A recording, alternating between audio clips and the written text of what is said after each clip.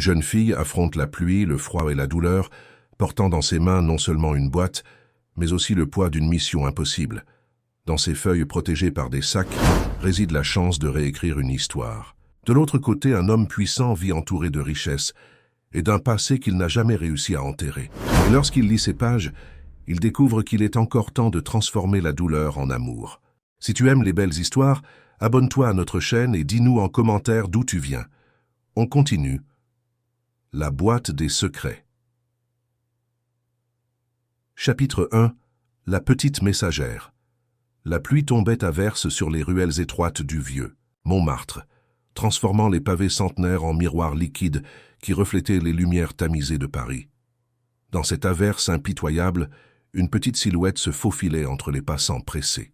Mathilde Dubois, 9 ans à peine, marchait pieds nus, ses chaussures usées ayant rendu l'âme 2 rues plus tôt. Ses vêtements trempés collaient à sa peau frissonnante, mais son regard déterminé ne trahissait aucune intention d'abandonner. Entre ses bras, elle serrait une boîte en carton soigneusement protégée par plusieurs sacs plastiques. Ce trésor improvisé, elle le gardait contre sa poitrine comme on protège un nouveau-né. Car dans cette boîte, Mathilde transportait bien plus que de simples papiers ou objets sans valeur. Elle portait l'espoir d'une vie entière, une chance de rédemption, la dernière lueur dans l'obscurité d'une existence brisée. 3 jours. Plus tôt, alors qu'elle cherchait des pièces tombées sous les tables de la place du Tertre, Mathilde avait rencontré une femme assise sur un banc. Malgré la douceur du printemps parisien, celle-ci portait un épais châle qui ne parvenait pas à dissimuler sa maigreur extrême. Son visage pâle était encadré par des mèches de cheveux auburn qui avaient dû être magnifiques autrefois. Leurs regards s'étaient croisés, et quelque chose dans les yeux de cet inconnu avait touché Mathilde au plus profond de son âme. « Comment t'appelles-tu, petite ?» avait demandé la femme d'une voix douce mais fatiguée. « Mathilde, madame. »« Moi, c'est Émilie, Émilie Valois. » La femme avait tapoté le banc à côté d'elle. « Veux-tu t'asseoir un moment avec moi ?» Cette rencontre fortuite allait changer leur vie à jamais. Pendant 2 heures, Émilie raconta son histoire à Mathilde. Comment, 15 ans auparavant, elle avait été la fille chérie d'un des hommes les plus puissants de Paris, Victor Valois, propriétaire d'un empire hôtelier de luxe. Comment un événement traumatisant avait bouleversé sa vie, la transformant en paria aux yeux de son père. Comment celui-ci, aveuglé par l'orgueil et le souci de sa réputation, l'avait chassé sans même écouter sa version des faits, la condamnant à une vie d'errance et de misère. « J'étais enceinte quand il m'a mise à la porte », confia Émilie, les yeux embués de larmes. « Mon fils, Thomas, a aujourd'hui 14 ans. Il est tout ce qui me reste, Mathilde. Et maintenant… » Sa voix se brisa. Émilie expliqua qu'elle souffrait d'une maladie grave qui la consumait jour après jour. Son fils, Thomas, était lui aussi malade, atteint d'une affection rare nécessitant des soins coûteux qu'elle ne pouvait pas lui offrir. « Je n'ai plus beaucoup de temps », murmura-t-elle en sortant une boîte en carton usé de son sac. « Là-dedans, il y a une lettre pour mon père, la vérité sur ce qui s'est passé. Des photos de Thomas, notre histoire. » Les yeux d'Émilie s'étaient alors plantés dans ceux de Mathilde avec une intensité bouleversante. « Pourrais-tu faire quelque chose pour moi? Pourrais-tu apporter cette boîte à mon père? Je n'ai plus la force de l'affronter et ses gardiens ne me laisseraient jamais approcher. Mais toi, peut-être qu'une petite fille… » Mathilde n'avait pas hésité une seconde. Elle avait promis, la main sur le cœur, qu'elle accomplirait cette mission. Pour elle qui n'avait jamais connu ses propres parents et vivait dans une pauvreté extrême avec sa grand-mère malade dans une minuscule mansarde de Montmartre, cette promesse était devenue sacrée. Et maintenant, sous la pluie battante, Mathilde s'approchait de son objectif, le somptueux hôtel particulier de Victor Valois, avenue Foch. Le contraste entre sa frêle silhouette trempée et la magnificence de cette artère prestigieuse, bordée de maisons aristocratiques et d'ambassades, ne pouvait être plus saisissant. L'imposante demeure était protégée par une grille en fer forgé et surveillée par des caméras de sécurité discrètes mais omniprésentes. À l'entrée, 2 hommes en costume sombre montèrent la garde, impassibles malgré la pluie qui s'abattait sur leurs parapluies noirs. Mathilde s'arrêta à distance, observant. Elle avait déjà tenté d'approcher la veille, mais avait été chassée sans ménagement par un gardien qui l'avait prise pour une mendiante. Cette fois, elle ne commettrait pas la même erreur. Elle s'était renseignée, avait observé les allées et venues, et savait maintenant que Victor Valois rentrait généralement chez lui vers 19 heures dans sa Bentley Continental noire. L'horloge d'une église voisine sonna les 3/4 de l'heure. Bientôt il serait là. Mathilde se cacha derrière un arbre, serrant contre elle la précieuse boîte. Son cœur battait la chamade, mais sa détermination restait inébranlable. Elle pensait à Émilie, à son visage émacié, à ses yeux suppliants.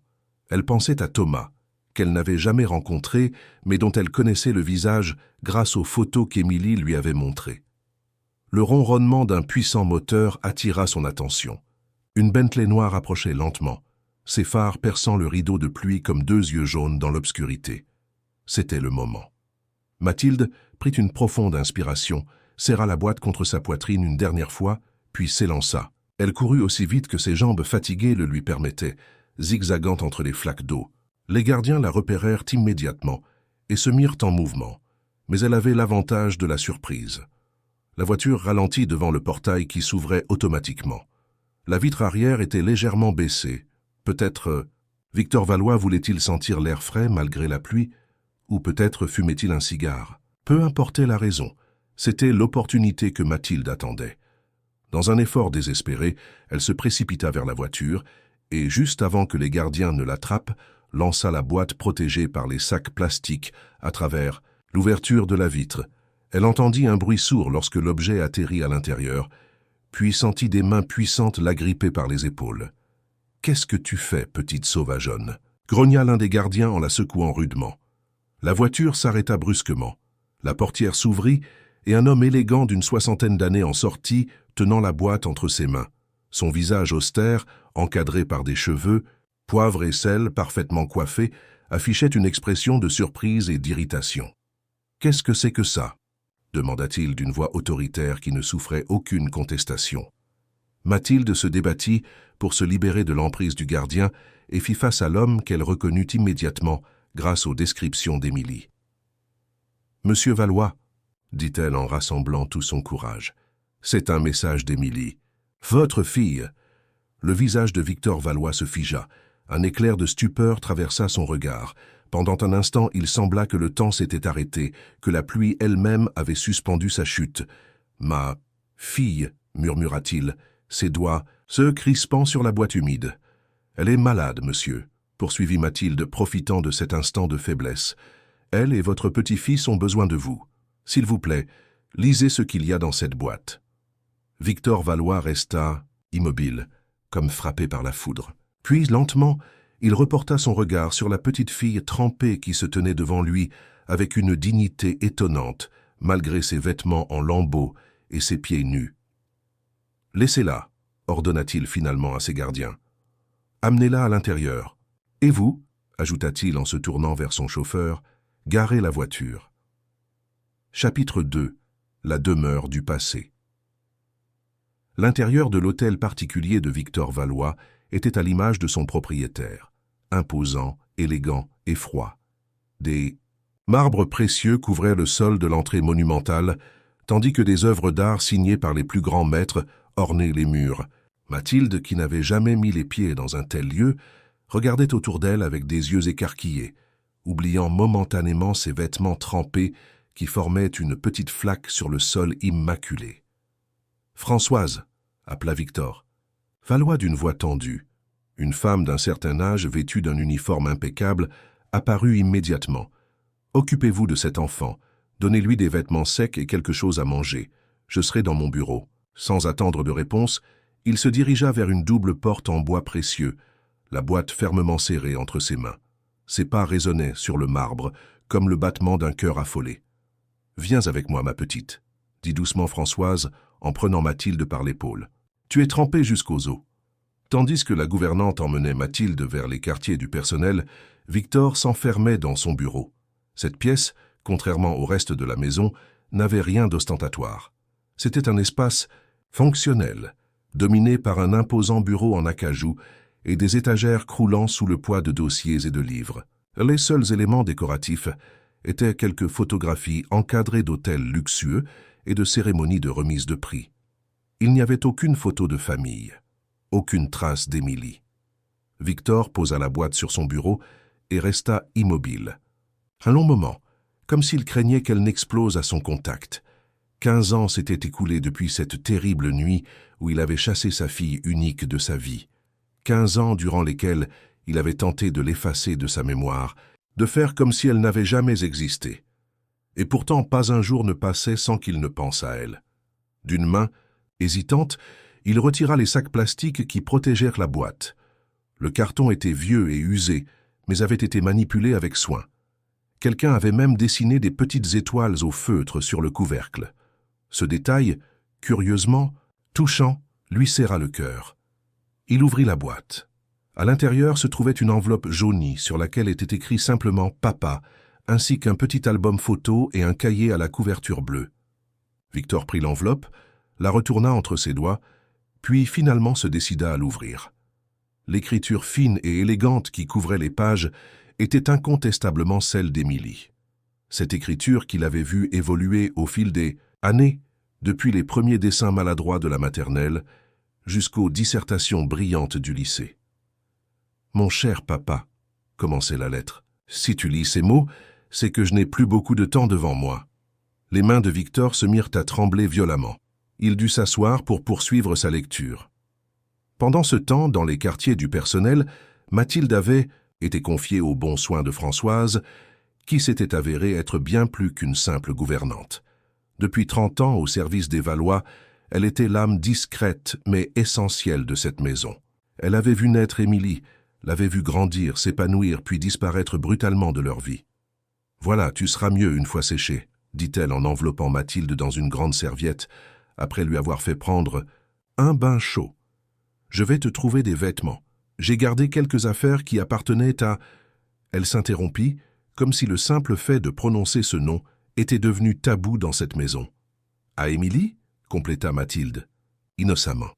Le visage de Françoise se figea. « Tu la connais? C'est elle qui m'a donné la boîte pour Monsieur Valois. » La vieille dame s'assit lentement sur le bord de la baignoire, une expression indéchiffrable sur le visage. « Comment va-t-elle » demanda-t-elle dans un murmure à peine audible. Mathilde baissa les yeux. « Pas très bien, elle est malade, très... malade ?» Françoise porta une main à sa bouche pour étouffer un sanglot. « Je savais que quelque chose n'allait pas, je le sentais, mais monsieur ne voulait jamais en parler et personne ne savait où elle était. »« Elle a un fils, » ajouta Mathilde. « Il s'appelle Thomas et il a 14 ans. » Cette révélation fit l'effet d'une bombe. Françoise se leva d'un bond, le visage soudain animé d'une énergie nouvelle. « Un petit-fils. Monsieur a un petit-fils qu'il ne connaît même pas. Oh mon Dieu !» Dans le bureau de Victor, les minutes s'écoulaient avec une lenteur insoutenable, tandis qu'il lisait et relisait la lettre d'Émilie. Les mots dansaient devant ses yeux, chaque phrase un poignard enfoncé dans son cœur.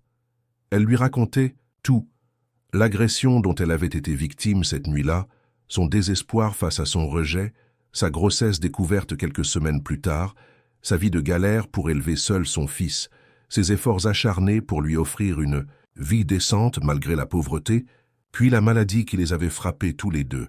« Je ne t'écris pas pour te reprocher quoi que ce soit, » concluait-elle. « Je t'écris parce que Thomas a besoin d'un traitement que je ne peux pas lui offrir. Il est tout ce qui me reste, papa. Il est innocent dans cette histoire. Si tu as encore un peu d'amour pour moi quelque part au fond de ton cœur, aide-le. Il est à l'hôpital Saint-Louis, service d'hématologie pédiatrique. Quant à moi, je suis 2 étages plus haut en oncologie. Les médecins disent qu'il ne me reste que quelques semaines. Je voudrais juste partir en sachant que mon fils aura une chance de vivre. » Victor laissa tomber la lettre. Ses yeux étaient secs. Il avait oublié comment pleurer depuis longtemps, mais une douleur physique, viscérale, lui déchirait la poitrine. Il ouvrit l'album photo d'une main tremblante. Sur la première page, une photo d'Émilie tenant dans ses bras un bébé aux yeux bleus perçants, les mêmes que les siens. Sur les pages suivantes, l'évolution de ce petit garçon, ses premiers pas, ses anniversaires modestes mais joyeux, ses rentrées scolaires dans ce qui semblait être des établissements publics de quartiers populaires. La dernière photo montrait Thomas à 14 ans sur un lit d'hôpital, un bonnet couvrant son crâne visiblement chauve, mais souriant courageusement à l'objectif. À côté de lui, Émilie, méconnaissable, squelettique, les traits tirés mais tenant fermement la main de son fils. Victor referma l'album d'un coup sec. Il ne pouvait pas en voir davantage. Sa respiration était laborieuse, comme si chaque bouffée d'air lui brûlait les poumons. Il se leva, fit quelques pas chancelants vers la fenêtre, puis se retourna brusquement vers son bureau et appuya sur l'interphone. « Françoise, amenez-moi cette petite fille immédiatement. » Quelques minutes plus tard, Mathilde entrait dans le bureau, méconnaissable dans une robe qui avait appartenu à Émilie enfant et qui, malgré les années, lui allait presque parfaitement. Ses cheveux, propres et brossés, encadraient un visage où se lisait un mélange de crainte et de détermination. « Comment t'appelles-tu » demanda Victor d'une voix qu'il essayait de maîtriser. « Mathilde, monsieur, Mathilde Dubois. »« Et comment as-tu rencontré Émilie » Mathilde raconta alors leur rencontre à la place du Tertre, la confiance immédiate qui s'était établie entre elles, la promesse qu'elle avait faite. « Elle a dit que vous étiez sa seule chance », conclut-elle simplement. Victor détourna le regard. Il ne voulait pas que cet enfant voie la tempête d'émotions qui faisait rage en lui. Pendant 15 ans, il s'était construit une carapace d'indifférence, avait enfoui ses sentiments sous des couches de travail acharné et de succès matériel. Et voilà que tout s'effondrait à cause d'une simple boîte en carton et d'une petite fille aux pieds nus. « Où habites-tu, Mathilde » demanda-t-il après un long silence. « Avec ma grand-mère, rue Gabriel, à Montmartre, c'est une toute petite chambre sous les toits. »« Et tes parents » Mathilde haussa les épaules. « Je ne les ai jamais connus. Grand-mère dit qu'ils sont partis très loin quand j'étais bébé. » Victor hocha la tête pensif, puis il se redressa comme s'il venait de prendre une décision cruciale. « Françoise, » appela-t-il, « préparez la voiture. Nous allons à l'hôpital Saint-Louis. » Il se tourna vers Mathilde. « Tu viens avec nous. Tu me montreras où se trouve Émilie. »« Et Thomas, » ajouta la petite fille. « N'oubliez pas Thomas. » Une ombre passa sur le visage de Victor. « Non, » murmura-t-il, « je n'oublierai plus jamais. » Au chapitre 3. Les retrouvailles. Le trajet jusqu'à l'hôpital Saint-Louis se déroula dans un silence pesant. La Bentley glissait dans les rues de Paris comme un fantôme d'acier et de cuir, indifférente à la pluie qui continuait de tomber. À l'arrière, Victor Valois regardait défiler le paysage urbain sans vraiment le voir, perdu dans un tourbillon de souvenirs et de regrets. À ses côtés, Mathilde observait discrètement cet homme imposant dont l'expression semblait osciller entre la colère, la peur et une profonde tristesse. « C'est ici », annonça le chauffeur en s'arrêtant devant l'entrée principale de l'hôpital. L'établissement, avec sa façade néoclassique et ses cours intérieures, avait quelque chose de majestueux malgré sa fonction médicale. Fondé au XVIIe siècle, il était aujourd'hui spécialisé dans le traitement des maladies du sang et du cancer, une ironie qui n'échappa pas à Victor. « Attendez-nous » ordonna-t-il au chauffeur avant de descendre, suivi de Mathilde et de Françoise qui avait insisté pour les accompagner. À l'accueil, le nom de Valois fit son effet. Malgré l'heure tardive, ils furent immédiatement dirigés vers le service d'oncologie. L'ascenseur les déposa au 6e étage, dans un couloir au mur d'un vert pâle, censé apaiser mais qui évoquait davantage la maladie que la sérénité. « Madame Émilie Valois » demanda Françoise à une infirmière qui passait, chargée de dossier. « Chambre 617 au fond à droite », répondit-elle en jetant un regard curieux à ce trio improbable. Un homme d'affaires en costume 3 pièces, une gouvernante à l'allure distinguée et une petite fille dans une robe visiblement trop élégante pour l'endroit. Devant la porte de la chambre 617, Victor s'arrêta net. Sa main levée pour frapper resta suspendue dans les airs. Pendant un instant, Mathilde crut qu'il allait faire demi-tour et s'enfuir, mais Françoise posa doucement sa main sur son bras. « Monsieur », dit-elle simplement. Ce seul mot sembla lui donner la force nécessaire. Il frappa 2 coups brefs et sans attendre de réponse poussa la porte. La chambre était plongée dans la pénombre, éclairée seulement par la lueur blafarde d'un moniteur cardiaque et les lumières de Paris, qui filtraient à travers les stores à moitié baissés. Sur le lit étroit, une silhouette frêle était allongée, si immobile, qu'on aurait pu la croire sans vie si ce n'était le léger mouvement de sa poitrine qui se soulevait et s'abaissait au rythme d'une respiration laborieuse. Victor s'approcha lentement, comme dans un rêve, ou plutôt un cauchemar. La femme qui gisait là n'avait plus rien de la jeune fille vibrante de vie et d'intelligence qui l'avait chassée 15 ans plus tôt. Son visage émacié était encadré par des cheveux clairsemés qui avaient perdu leur éclat auburn. Sa peau, d'une pâleur presque translucide, semblait tendue sur les os de son visage comme un parchemin trop fin. « Émilie » murmura-t-il d'une voix brisée. Les paupières de la femme frémirent, puis s'ouvrirent lentement. Ses yeux, d'un bleu délavé par la souffrance, mirent quelques secondes à faire le point, puis elle le vit. « Papa » souffla-t-elle d'une voix à peine audible. Un son étrange s'échappa de la gorge de Victor, mi-sanglot, mi-gémissement. Il s'effondra à genoux près du lit, saisissant la main squelettique de sa fille entre les siennes.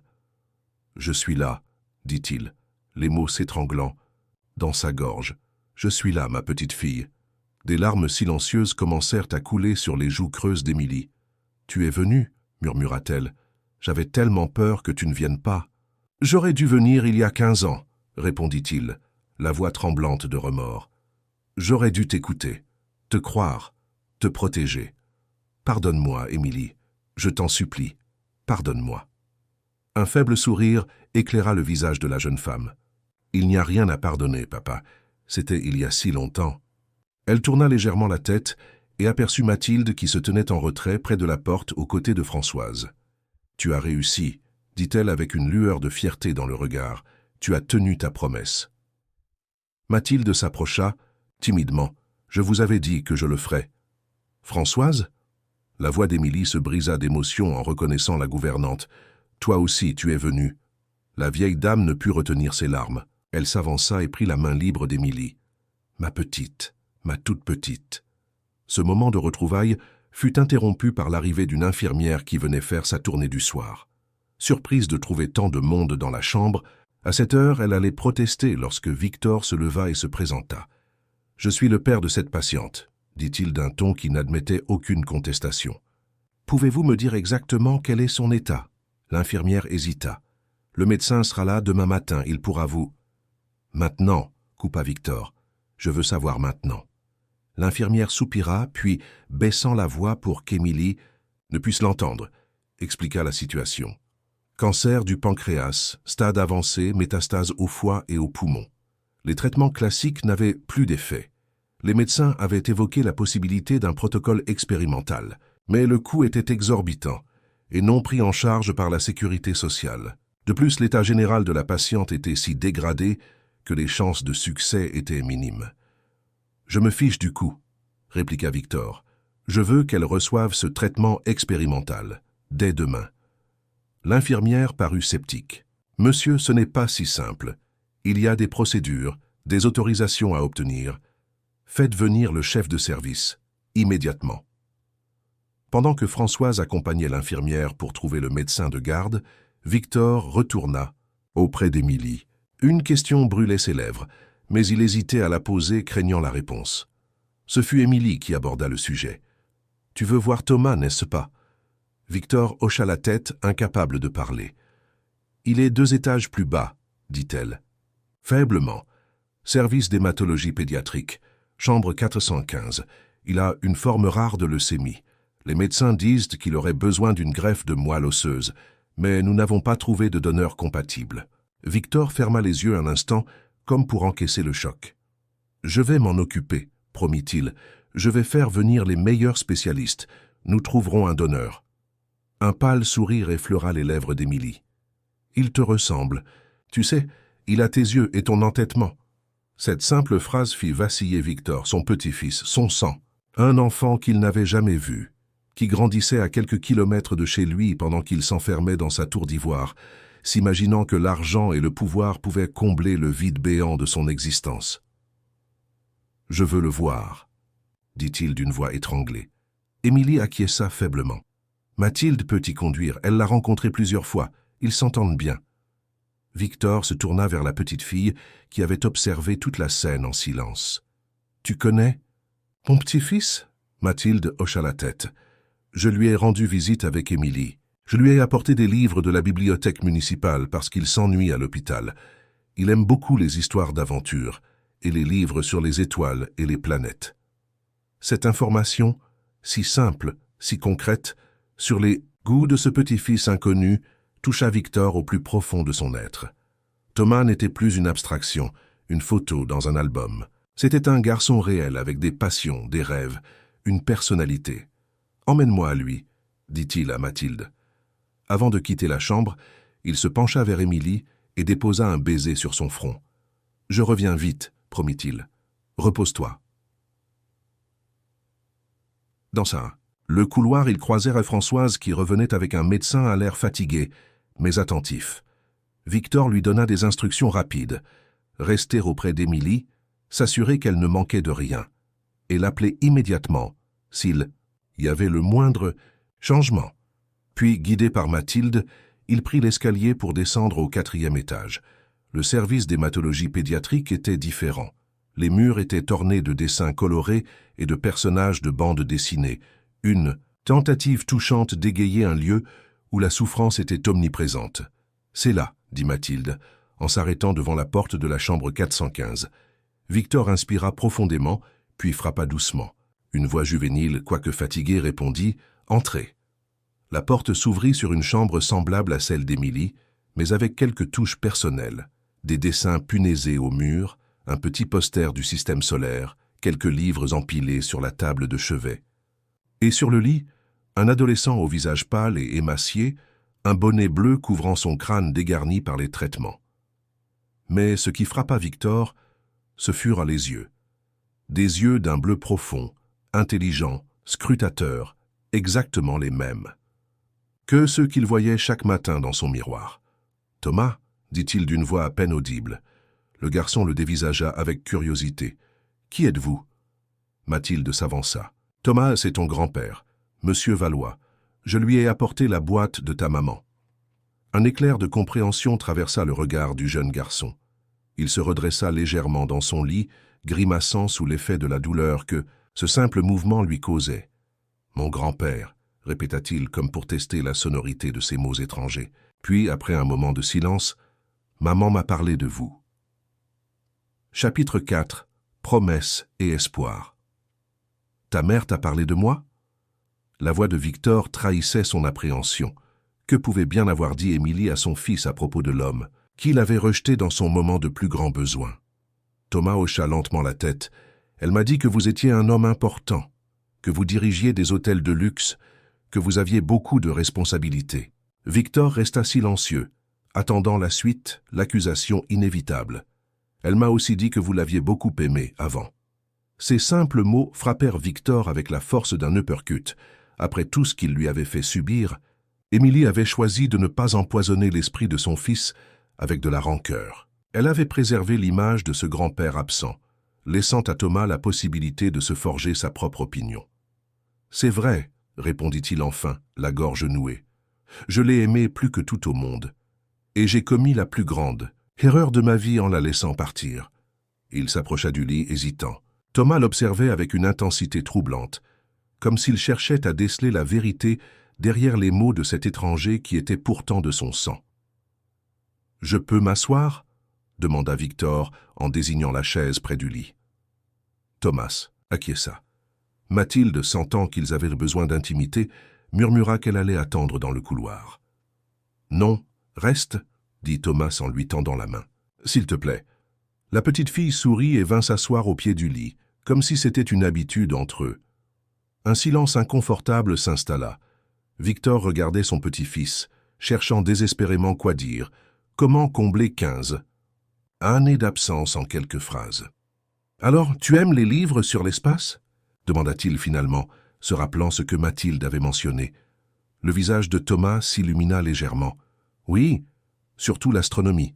J'aimerais devenir astrophysicien plus tard. »« Plus tard » répéta Victor, le mot résonnant comme une promesse qu'il se jura intérieurement de tenir. Il y aurait un plus tard pour ce garçon. Il s'en assurerait quoi qu'il en coûte. « Mathilde m'a apporté un livre sur les trous noirs la semaine dernière, » poursuivit Thomas en désignant un ouvrage sur sa table de chevet. C'est fascinant la façon dont il déforme l'espace-temps. Victor sourit. Malgré sa maladie, malgré les circonstances, son petit-fils parlait avec passion et intelligence. Il reconnaissait cette vivacité d'esprit, celle d'Émilie, au même âge. « J'ai un ami qui travaille à l'Observatoire de Paris, » dit-il. Quand tu iras mieux, nous pourrions lui rendre visite. Il a accès à des télescopes très puissants. Thomas le regarda avec surprise, puis méfiance. Vous parlez comme si j'allais sortir d'ici un jour. La franchise brutale de l'adolescent désarçonna Victor. Bien sûr que tu vas sortir d'ici. Les médecins ne sont pas aussi optimistes, répondit Thomas avec un calme qui semblait déplacé chez un garçon de son âge.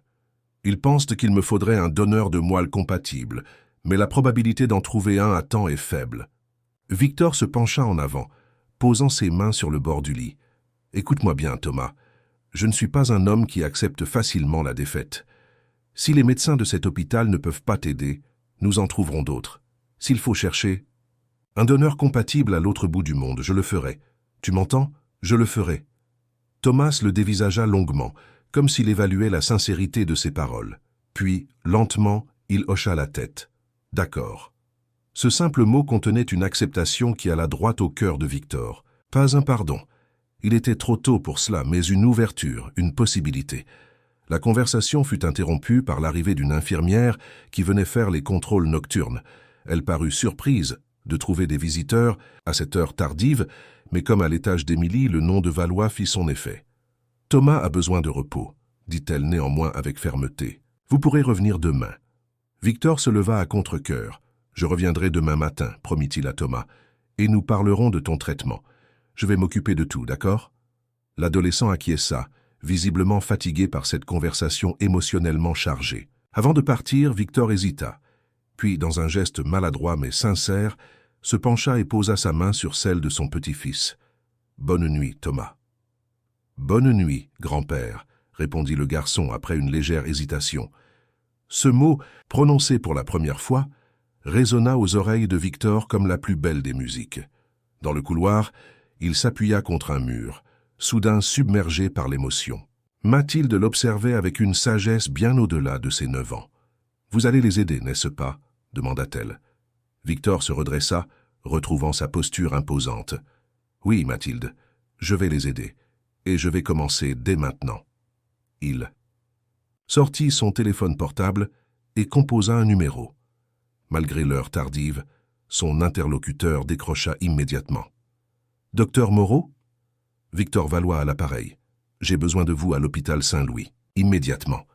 Il s'agit de ma fille et de mon petit-fils. Oui, vous avez bien entendu. Je vous expliquerai tout sur place. » Il raccrocha et composa un second numéro. « Laurent, contactez notre équipe juridique. Je veux qu'ils préparent tous les documents nécessaires pour transférer ma fille et mon petit-fils dans une clinique privée dès que leur état le permettra. Et organiser une vidéoconférence avec le professeur Dubois de l'Institut Gustave-Roussy pour demain matin 8 heures. » Les ordres donnés, il se tourna vers Mathilde. « Maintenant, jeune fille, il est temps de te ramener chez toi. Ta grand-mère doit s'inquiéter. » Mathilde baissa les yeux. « Grand-mère ne s'inquiète pas beaucoup. Elle est malade aussi. Elle dort presque tout le temps. » Victor fronça les sourcils. « Que veux-tu dire? Elle a des problèmes au cœur. Les médecins ont dit qu'elle avait besoin d'une opération, mais nous n'avons pas d'argent. Alors elle prend des médicaments qui la font dormir pour ne pas avoir mal. » Cette révélation fut comme un nouveau coup pour Victor. Cette petite fille, qui avait traversé Paris sous la pluie pour sauver des inconnus, vivait elle-même dans une situation précaire, avec une grand-mère malade et sans ressources. « Tu vis seule avec ta grand-mère » Mathilde hocha la tête. « Depuis toujours. Mes parents sont partis quand j'étais bébé. » « Et comment vivez-vous? Comment paies-tu l'école, les vêtements, la nourriture ?» La petite fille haussa les épaules avec une résignation qui serra le cœur de Victor. « Grand-mère a une petite pension, et je fais des commissions pour les voisins. Parfois, je vends des dessins aux touristes à Montmartre. » Victor resta silencieux un moment, réfléchissant intensément. Puis, il prit une décision. « Mathilde, je vais te ramener chez toi. Mais je veux rencontrer ta grand-mère, et si tu es d'accord, j'aimerais vous aider toutes les deux. » Les yeux de la petite fille s'écarquillèrent. « Comme dans les contes de fées ?» Victor sourit tristement. « La vie n'est pas un conte de fées, Mathilde, mais parfois, on peut essayer de la rendre un peu plus juste. » Ils remontèrent voir Émilie avant de partir. Elle s'était endormie, apaisée par la morphine, et peut-être aussi par la présence de Françoise qui veillait fidèlement à son chevet. Le médecin que Victor avait fait appeler était arrivé, et examinait déjà les dossiers médicaux. « Je reviens demain à la première heure, dit Victor à Françoise. Si quoi que ce soit change dans son état, appelez-moi immédiatement. »« Oui, monsieur, » répondit la gouvernante avec un dévouement renouvelé. Puis, plus doucement, « Elle vous a toujours aimé, vous savez, même après tout ce temps. » Victor détourna le regard, incapable de supporter le poids de cette vérité. « Prenez soin d'elle, Françoise. » Il quitta l'hôpital avec Mathilde, l'esprit tourmenté mais résolu. En l'espace de quelques heures, sa vie avait basculé. L'homme froid et solitaire qu'il était devenu avait été confronté à la conséquence de ses actes, mais aussi à une chance inespérée de rédemption. La Bentley les conduisit jusqu'à Montmartre, serpentant dans les ruelles étroites de la butte, jusqu'à s'arrêter devant un immeuble vétuste de la rue Gabriel. Victor, habitué au luxe, fut frappé par l'état de délabrement de l'endroit. La cage d'escalier était sombre et humide, l'ascenseur hors service depuis des années à en juger par la pancarte jaunie. « C'est au 6e étage », dit Mathilde, en commençant à monter les marches avec l'agilité de l'habitude. Victor la suivit, constatant avec une culpabilité grandissante la précarité dans laquelle vivait cet enfant qui avait pourtant montré tant de générosité. Arrivée au dernier étage, Mathilde sortit une clé attachée à un cordon autour de son cou et ouvrit une porte qui donnait sur une minuscule chambre de bonne. L'espace était propre mais exigu, meublé sommairement d'un lit simple où reposait une femme âgée, d'une petite table, de 2 chaises et d'une armoire branlante. Une kitchenette rudimentaire occupait un coin de la pièce et une porte entr'ouverte laissait apercevoir des toilettes et un lavabo. « Grand-mère », appela doucement Mathilde en s'approchant du lit, « je suis rentrée et j'ai amené quelqu'un. » La vieille dame ouvrit péniblement les yeux. Son visage émacié portait les traces d'une beauté passée, mais la maladie et les difficultés de la vie l'avaient prématurément vieillie. « Qui est-ce » demanda-t-elle d'une voix faible en apercevant Victor. « Je m'appelle Victor Valois, madame, » se présenta-t-il en s'avançant. « Votre petite fille m'a rendu un service inestimable aujourd'hui. Elle a réuni ma famille. » Mathilde s'assit au bord du lit et entreprit de raconter à sa grand-mère les événements extraordinaires de la journée. La vieille dame écoutait, les yeux écarquillés d'étonnement. « Tu as fait tout ça, ma petite ?» murmura-t-elle quand Mathilde eut terminé son récit. « Elle a fait preuve d'un courage et d'une générosité remarquables, » confirma Victor. « Et maintenant, Madame Dubois, j'aimerais vous proposer quelque chose. Une façon de vous remercier, vous et votre petite fille. » Chapitre 5. Un nouveau départ. Le lendemain matin, Victor Valois était déjà à l'hôpital Saint-Louis, avant même que les premiers rayons du soleil ne percent à travers les nuages. La nuit avait été courte, mais étrangement apaisante. Après avoir quitté la mansarde de Mathilde et sa grand-mère, il était rentré chez lui et, pour la première fois depuis des années, avait pleuré. Des larmes libératrices qui avaient emporté avec elles une partie de la carapace qu'il s'était forgée. À l'aube, une détermination nouvelle l'habitait. Il avait passé les premières heures de la matinée en vidéoconférence avec les meilleurs spécialistes d'Europe, organisant ce qui s'annonçait comme une véritable opération médicale de sauvetage. Dans le hall de l'hôpital, il retrouva le docteur Moreau, un éminent oncologue qu'il connaissait depuis longtemps et qui avait passé une partie de la nuit à étudier les dossiers d'Émilie et de Thomas. « Victor », le salua le médecin avec gravité, « j'ai examiné les rapports. La situation est sérieuse mais pas désespérée. Pour votre petit-fils, nous avons identifié un protocole expérimental qui pourrait stabiliser son état en attendant de trouver un donneur compatible. » « Et pour ma fille ?» demanda Victor, la gorge nouée. Le docteur Moreau hésita. « Son cas est plus complexe, le cancer est très avancé, mais il existe une clinique en Suisse qui a développé un traitement innovant. J'ai déjà contacté le professeur Durand là-bas. Il est prêt à la recevoir dès que son état permettra le transport. »« Faites le nécessaire, » ordonna Victor. « Je veux qu'il reçoive les meilleurs soins possibles, quoi qu'il en coûte. » Ils montèrent ensemble au service d'oncologie. Françoise était toujours au chevet d'Émilie, n'ayant pas quitté son poste de la nuit. Elle se leva à leur entrée, les traits tirés mais le regard plein d'espoir. « Comment va-t-elle » demanda Victor. « Elle a bien dormi, » répondit Françoise. « Elle s'est réveillée il y a 1 heure. Le petit déjeuner vient de passer, mais elle n'a presque rien mangé. » Victor s'approcha du lit. « Émilie était réveillée, ses grands yeux bleus suivant chacun de ses mouvements. Dans la lumière du jour, sa fragilité était encore plus évidente, mais il y avait aussi une lueur nouvelle dans son regard, une étincelle qui n'était pas là la veille. « Bonjour, papa », dit-elle doucement. Ce simple mot, « papa », résonna dans le cœur de Victor comme un écho du passé, ravivant des souvenirs qu'il avait cru enterrer à jamais. Des souvenirs d'une petite fille aux genoux écorchés qui courait se réfugier dans ses bras, d'une adolescente brillante qui lui lisait fièrement ses dissertations, d'une jeune femme pleine de rêves et d'ambition. « Bonjour, ma chérie », répondit-il en s'asseyant près d'elle. « Je te présente le docteur Moreau. Il va s'occuper de toi à partir d'aujourd'hui. » Tandis que le médecin expliquait à Émilie le plan de traitement qu'il avait élaboré, Victor observait sa fille, notant chaque détail de son visage émacié, chaque nuance de sa voix affaiblie. Comment avait-il pu vivre sans elle pendant 15 ans? Comment avait-il pu laisser l'orgueil et les apparences détruire ce qui comptait vraiment? « Et Thomas ?» demanda Émilie lorsque le docteur Moreau eut terminé ses explications. « Avez-vous vu mon fils ?»« J'allais justement lui rendre visite, » répondit Victor. « Le docteur Moreau a également un plan pour lui. Nous allons le transférer dans une chambre stérile spéciale et commencer un nouveau protocole de traitement dès aujourd'hui. »« Je veux le voir, » dit Émilie en tentant de se redresser, grimaçant sous l'effet de la douleur.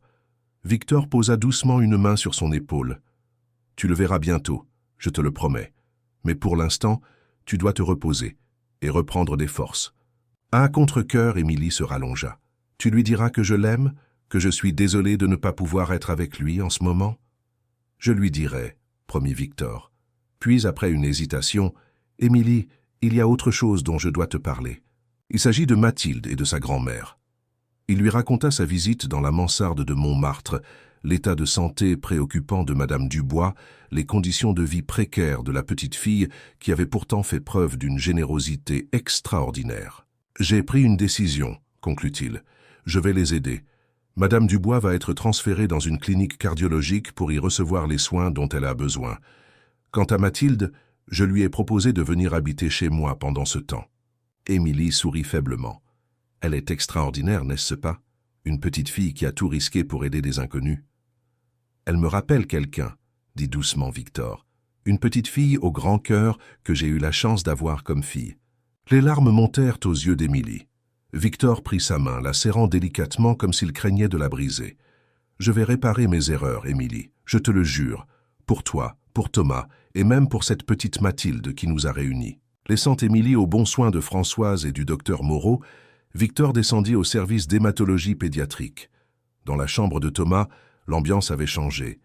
Des médecins allaient et venaient, préparant le transfert vers une unité spéciale.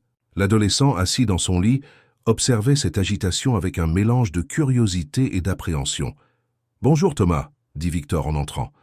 Le visage du garçon s'éclaira légèrement en le reconnaissant. « Bonjour, grand-père. » Ce mot encore nouveau provoqua une bouffée de chaleur dans la poitrine de Victor. « Comment te sens-tu ce matin ?»« Bizarre, » répondit honnêtement Thomas. « Hier, j'étais juste un patient parmi d'autres.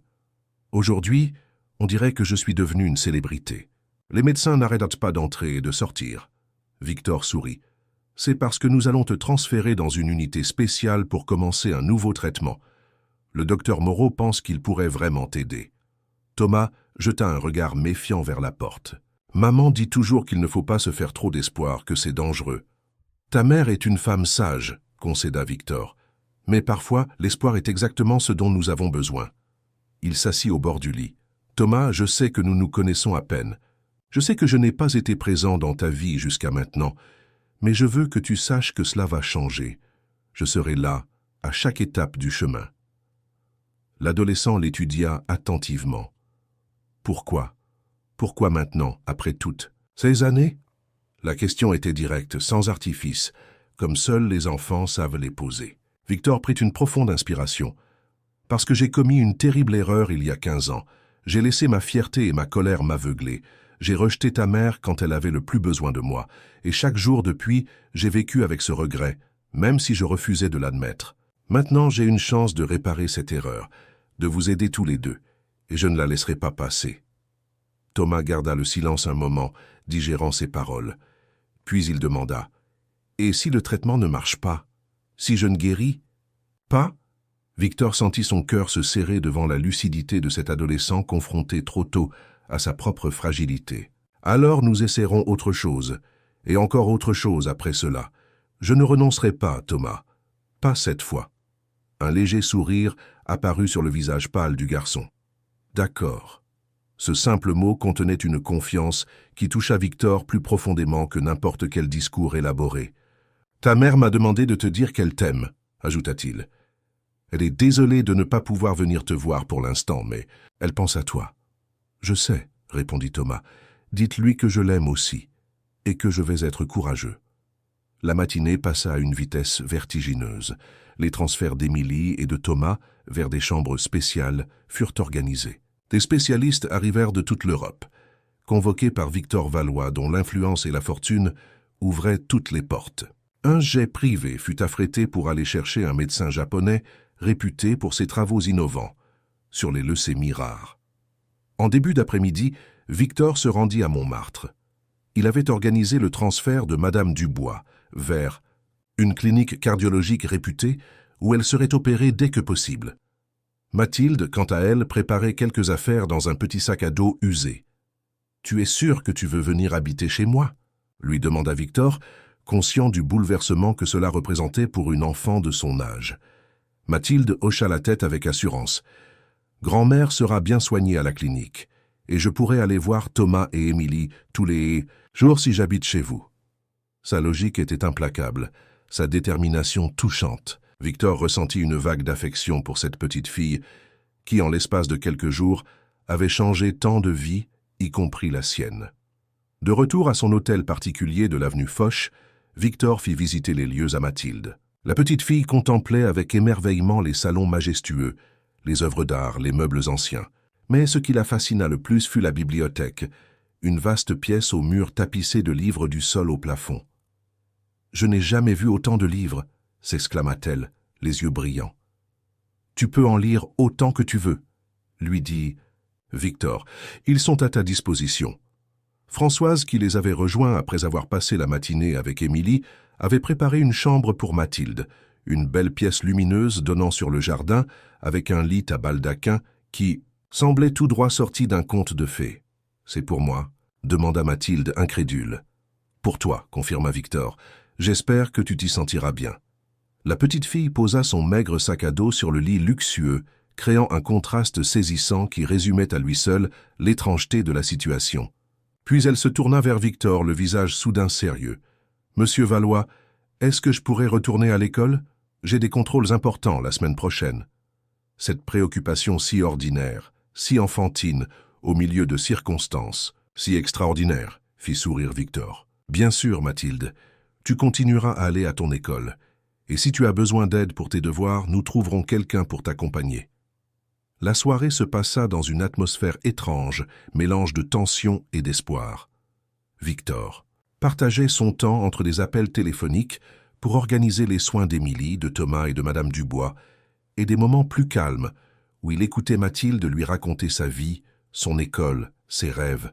« J'aimerais devenir médecin », confia-t-elle, alors qu'ils dînaient ensemble dans la grande salle à manger, où Victor mangeait habituellement seul. « Pour aider les gens comme Émilie et Thomas. »« C'est un beau projet, » approuva Victor, « et je suis sûr que tu feras une excellente médecin. » Après le dîner, alors que Mathilde se préparait pour la nuit sous la supervision bienveillante de Françoise, Victor se retira dans son bureau. Il sortit d'un tiroir une vieille photographie qu'il n'avait pas regardée depuis des années. Émilie a 8 ans, souriante, tenant sa main lors d'une promenade au jardin du Luxembourg. Demain serait une journée cruciale. Les traitements d'Émilie et de Thomas allèrent commencer. L'opération de Madame Dubois était programmée. Une nouvelle vie s'annonçait pour tous, une vie qu'ils n'auraient jamais imaginée 24 heures plus tôt. Victor Valois, l'homme d'affaires redouté, le magnate de l'hôtellerie, découvrait qu'au-delà de l'argent et du pouvoir, il existait une richesse bien plus précieuse, celle des liens humains, de la famille retrouvée, de la rédemption possible. Et tout cela grâce à une petite boîte en carton et au courage d'une enfant. Chapitre 6. Les chemins de la guérison. Les semaines qui suivirent furent marquées par une course effrénée contre la montre. Victor avait mobilisé toutes ses ressources, tous ses contacts, toute son influence pour offrir à Émilie et Thomas les meilleures chances de guérison. Chaque jour apportait son lot d'espoir et de déception, de progrès et de recul. Pour Thomas, le nouveau protocole de Bates-Hansep traitement semblait porter ses fruits. Sa forme de leucémie, bien que rare et agressive, répondait aux médicaments expérimentaux venus du Japon. Sa faiblesse persistait, mais les analyses montraient une amélioration progressive de ses valeurs sanguines. Le plus urgent, cependant, restait de trouver un donneur de moelle osseuse compatible. Nous avons lancé une recherche internationale, expliqua le docteur Moreau à Victor lors d'une réunion de suivi. Le problème, c'est que le profil génétique de Thomas est relativement rare. Les chances de trouver un donneur parfaitement compatible sont minces. Et une compatibilité partielle ? Demanda Victor. Est-ce envisageable ? Le médecin hocha la tête avec prudence. C'est une option, mais qui comporte davantage de risques. Les membres de la famille au premier degré sont souvent les meilleurs candidats pour ce type de greffe. Sa mère, nous l'avons testée, bien sûr. Malheureusement, sa compatibilité n'est que de 50%, et son état de santé actuel la rend inéligible comme donneuse. Victor se frotta le menton, pensif. Et moi, je suis son grand-père. Cela pourrait-il fonctionner ?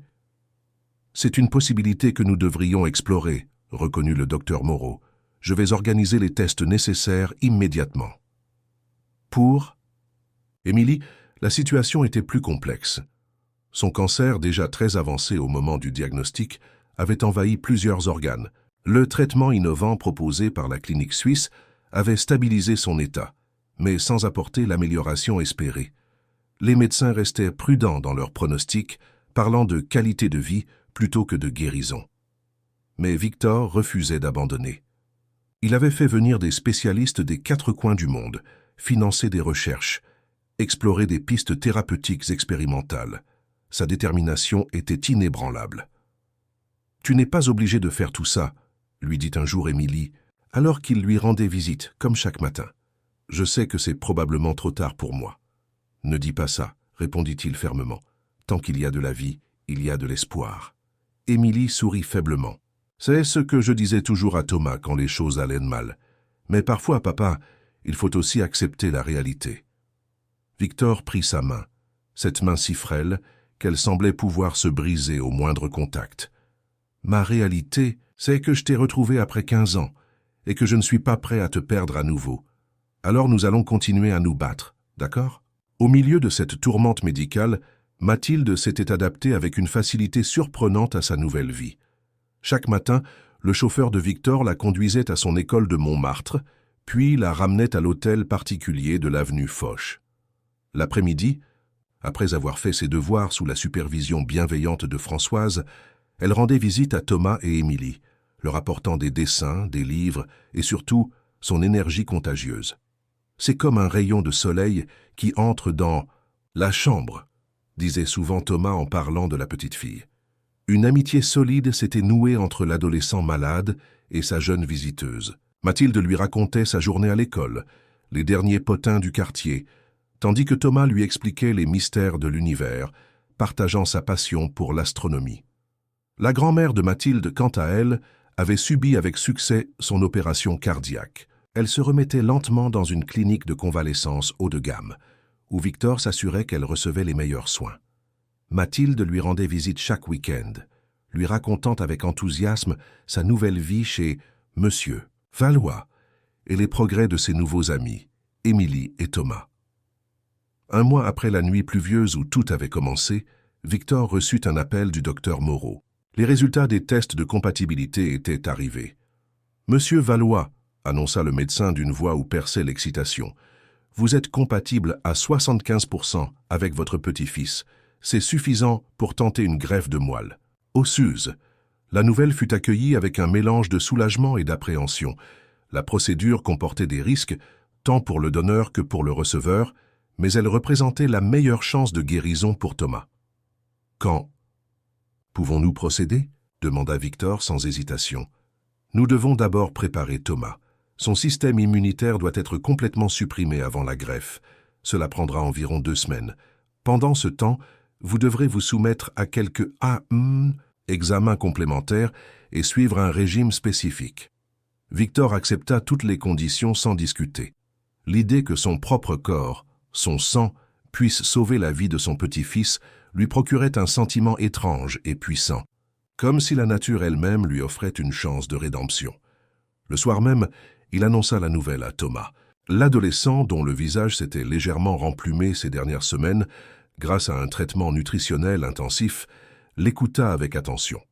« Alors, c'est vous qui allez me donner votre moelle osseuse ?» demanda-t-il quand Victor eut terminé ses explications. « Oui, les médecins disent que nous sommes suffisamment compatibles pour que cela fonctionne. » Thomas resta silencieux un moment, semblant réfléchir intensément. Puis il leva les yeux vers son grand-père. « Est-ce que ça va faire mal ?» La question, dans sa simplicité, toucha Victor. « Un peu, » admit-il. « Mais rien d'insupportable. Et pour toi, ça sera comme une transfusion normale. » L'adolescent hocha la tête. « Merci, » dit-il simplement. Puis, après une hésitation, « J'aimerais que maman soit au courant. Vous pourriez lui dire. » « Bien sûr. Je vais aller la voir tout de suite. » Émilie accueillit la nouvelle avec des larmes de joie et de soulagement. Malgré sa faiblesse, elle insista pour être présente le jour de la greffe, pour tenir la main de son fils pendant la procédure. « C'est trop risqué dans ton état, » argumenta Victor. « Je serai là, » répondit-elle avec une détermination qui lui rappela la jeune femme fougueuse qu'elle avait été. « C'est mon fils, papa. J'ai été à ses côtés à chaque étape de sa vie et je ne vais pas l'abandonner maintenant. » Devant une telle résolution, Victor céda. Des arrangements spéciaux furent pris pour qu'Émilie puisse être transportée en toute sécurité d'un service à l'autre le jour J. Les 2 semaines de préparation passèrent à une vitesse vertigineuse. Thomas fut placé en chambre stérile, son système immunitaire progressivement détruit par des médicaments puissants, qui le laissaient épuisé et vulnérable. Victor, de son côté, suivait scrupuleusement le régime prescrit par les médecins pour optimiser la qualité de sa moelle osseuse. Mathilde, témoin silencieux de ses préparatifs, s'investissait à sa manière. Elle avait fabriqué un calendrier pour Thomas, barrant chaque jour qui les rapprochait de l'opération magique, comme elle l'appelait. Elle passait des heures à lui lire des histoires lorsqu'il était trop fatigué pour tenir un livre, ou simplement à lui tenir compagnie en silence quand les mots devenaient superflus. Un soir, alors que Victor la raccompagnait à sa chambre, après une visite à l'hôpital, elle lui posa une question qui le prit au dépourvu. « Monsieur Valois, est-ce que vous avez peur ?» Il s'arrêta au milieu du couloir, surpris par la perspicacité de cet enfant de 9 ans. « Oui, Mathilde, » répondit-il honnêtement. « J'ai peur. »« Moi aussi, » avoua-t-elle. « Mais grand-mère dit toujours que la peur est comme une ombre. Elle paraît grande quand on lui tourne le dos, mais elle devient toute petite quand on lui fait face. » Victor sourit, touché par cette sagesse enfantine. « Ta grand-mère est une femme très sage. » Le jour de la greffe arriva enfin. Dès l'aube, l'hôpital s'anima d'une activité inhabituelle. Une équipe médicale complète avait été mobilisée, chaque détail minutieusement planifié. Victor fut conduit en salle d'opération, où les médecins allaient prélever sa moelle osseuse. Une procédure qui, bien que relativement simple, nécessitait une anesthésie générale. Avant que les médicaments ne fassent effet, il demanda à voir Thomas une dernière fois. On le conduisit à la chambre stérile où son petit-fils attendait, pâle mais déterminé, Émilie à ses côtés dans un fauteuil roulant médicalisé. « Tout ira bien, » promit Victor à son petit-fils. « Quand tu te réveilleras, tu auras une partie de moi en toi, et tu seras sur la voie de la guérison. » Thomas hocha la tête, trop ému pour parler.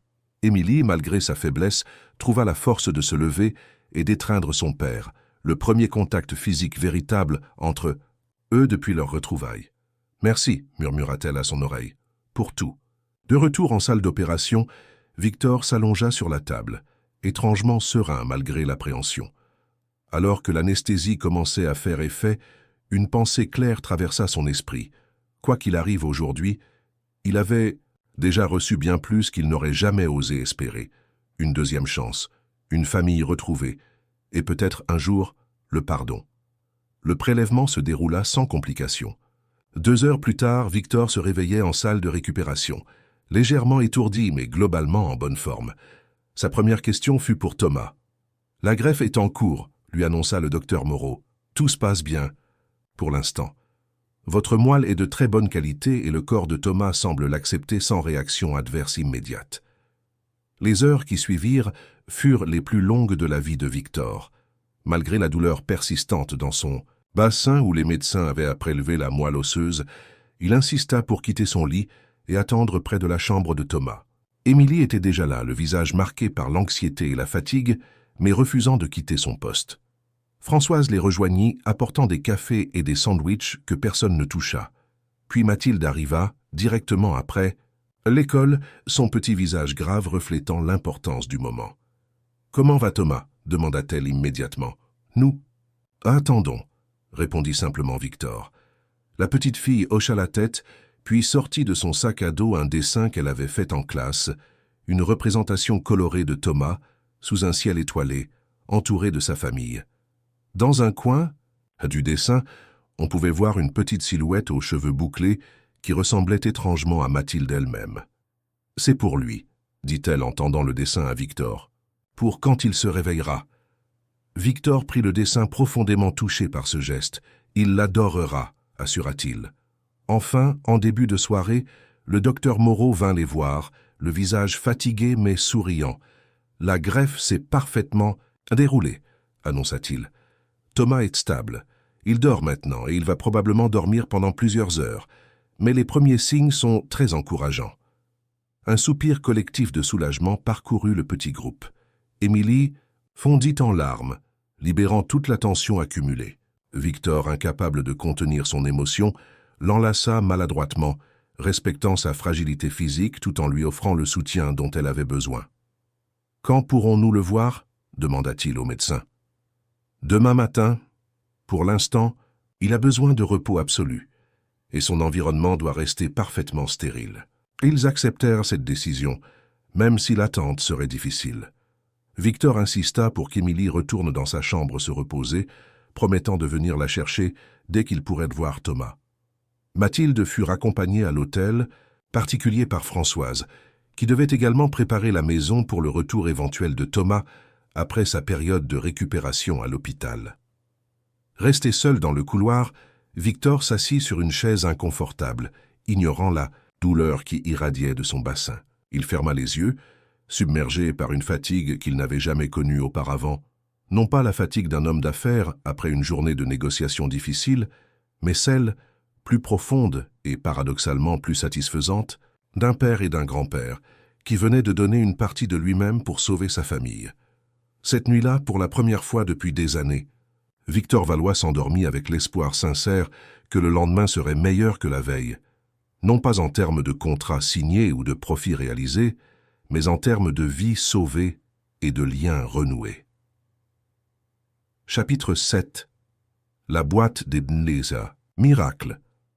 6 mois s'étaient écoulés depuis cette nuit pluvieuse où une petite fille aux pieds nus avait lancé une boîte en carton par la fenêtre d'une Bentley. 6 mois de lutte, d'espoir, de découragement parfois, mais surtout de transformation profonde pour tous ceux que le destin avait réunis ce soir-là.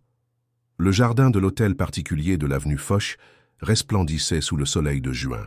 Les rosiers étaient en fleurs, répandant leur parfum délicat dans l'air tiède. Sur la pelouse parfaitement entretenue, une table avait été dressée à l'ombre d'un grand chêne centenaire. Des ballons colorés flottaient doucement dans la brise légère, attachés aux branches basses de l'arbre. « Est-ce que tout est prêt ?» demanda Victor à Françoise, qui supervisait les derniers préparatifs. « Oui, monsieur », répondit la gouvernante. Avec un sourire. Les gâteaux viennent d'arriver et le buffet est installé. Les invités devraient être là d'une minute à l'autre. Victor hocha la tête, satisfait.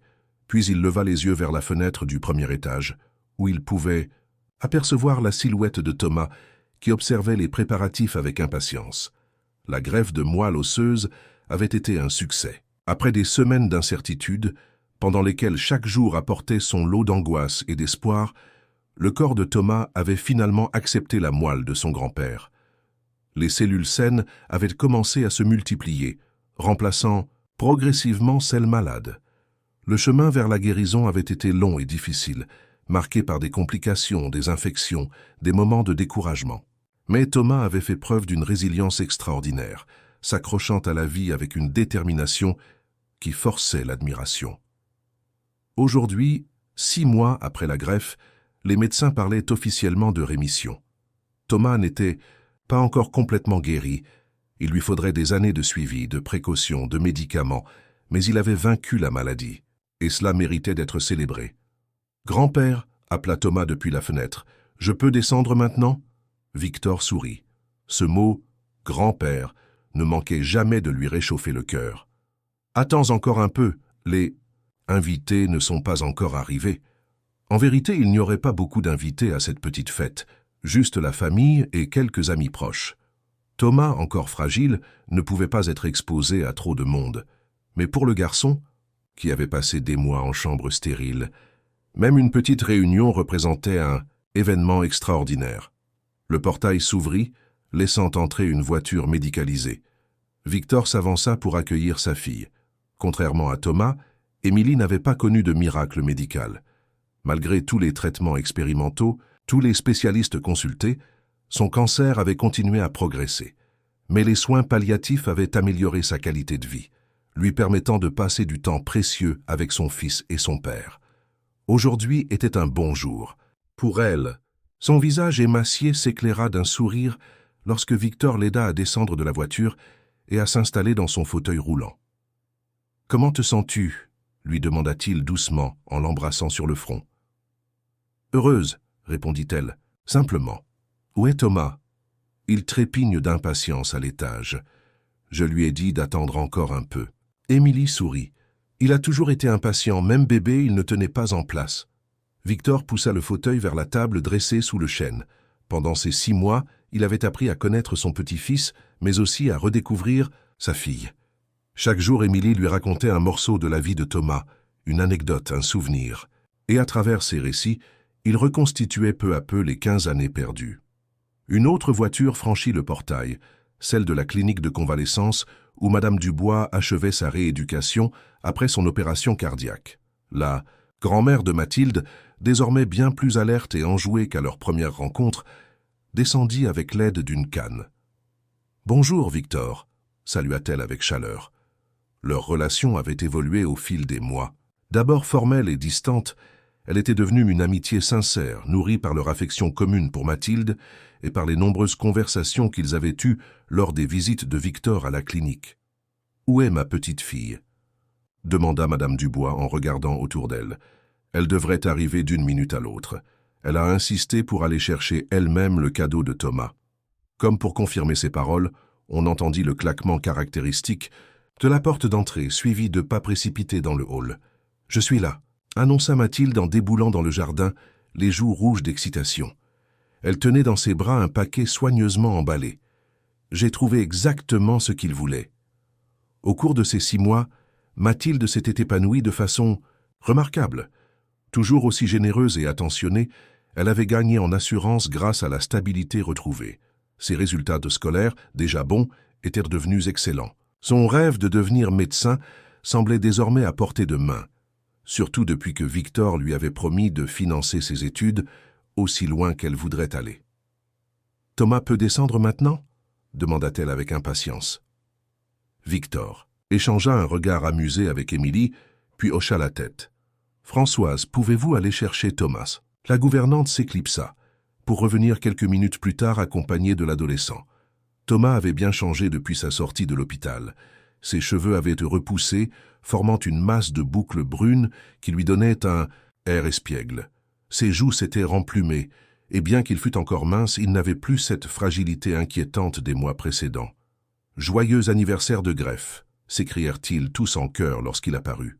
Thomas rougit, visiblement ému par cette attention. Il s'approcha d'abord de sa mère, se penchant pour l'embrasser tendrement. Puis il salua Madame Dubois, avant de se tourner vers Mathilde qui trépignait d'impatience. « Tiens » dit-elle en lui tendant le paquet. « C'est pour toi. » Thomas déchira le papier cadeau avec précaution, révélant un télescope amateur de haute qualité. Ses yeux s'écarquillèrent de surprise et de joie. « Waouh! Comment as-tu su ?» Mathilde sourit mystérieusement. « J'ai mes sources. » En réalité, c'était Victor qui avait financé le cadeau, Mais l'idée venait entièrement de Mathilde. Elle avait passé des semaines à se renseigner sur les différents modèles, à consulter des forums d'astronomie, à comparer les caractéristiques techniques.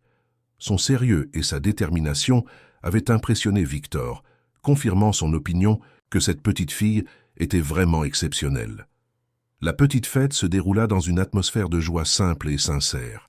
Ils mangèrent le gâteau préparé spécialement par le chef pâtissier d'un des hôtels de Victor, burent du champagne, du jus de fruits pour les enfants et écoutèrent Thomas raconter avec enthousiasme ses projets pour l'avenir.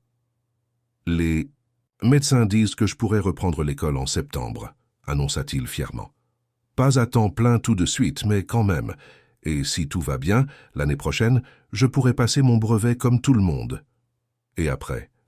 Le brevet, demanda Victor. Le lycée, bien. Sûr, section scientifique. Et ensuite, l'université. Je veux toujours devenir astrophysicien. Victor sourit, ému par cette projection dans l'avenir, ce refus de laisser la maladie définir sa vie. Tu y arriveras, affirma-t-il. J'en suis certain. Émilie observait cet échange avec un mélange de joie et de mélancolie.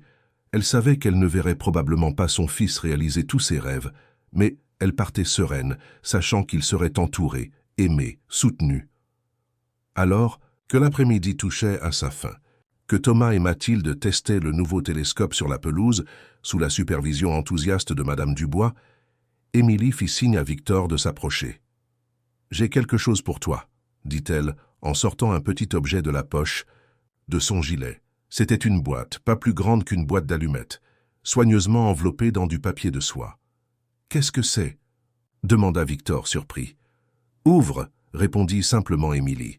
À l'intérieur se trouvait une petite clé en argent attachée à un ruban bleu.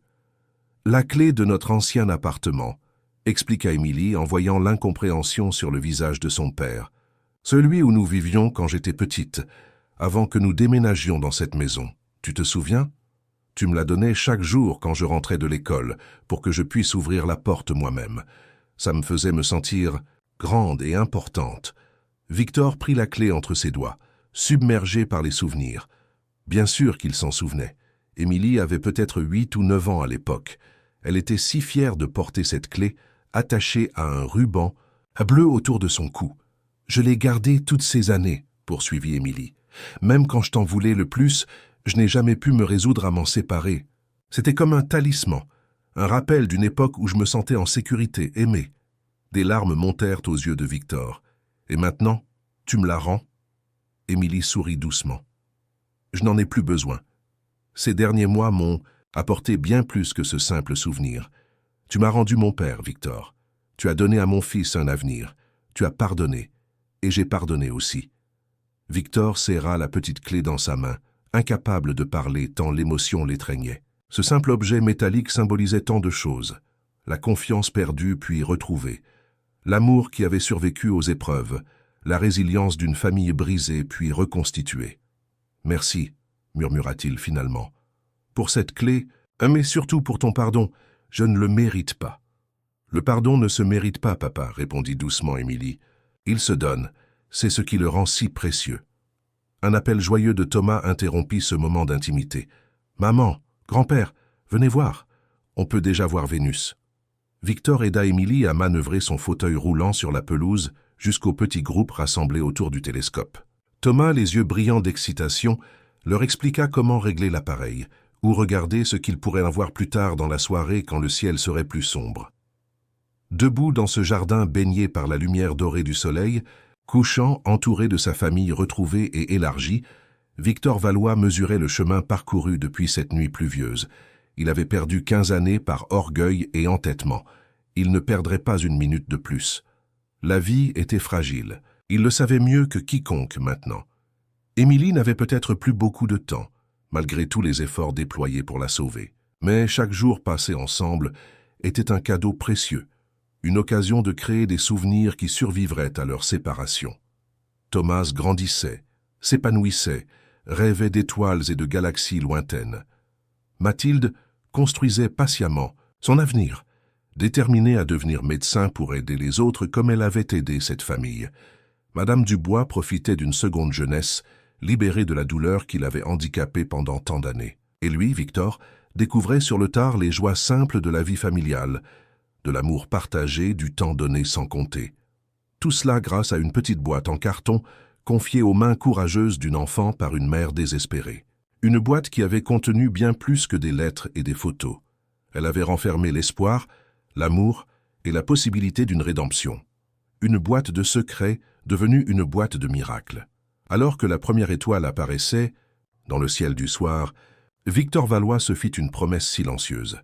Il chérirait chaque instant de cette nouvelle vie, honorerait les leçons apprises dans la douleur et s'assurerait que l'histoire de leur famille, avec ses erreurs, ses souffrances, mais aussi son courage et son pardon, ne seraient jamais oubliés. Car au fond, n'était-ce pas cela le plus grand miracle?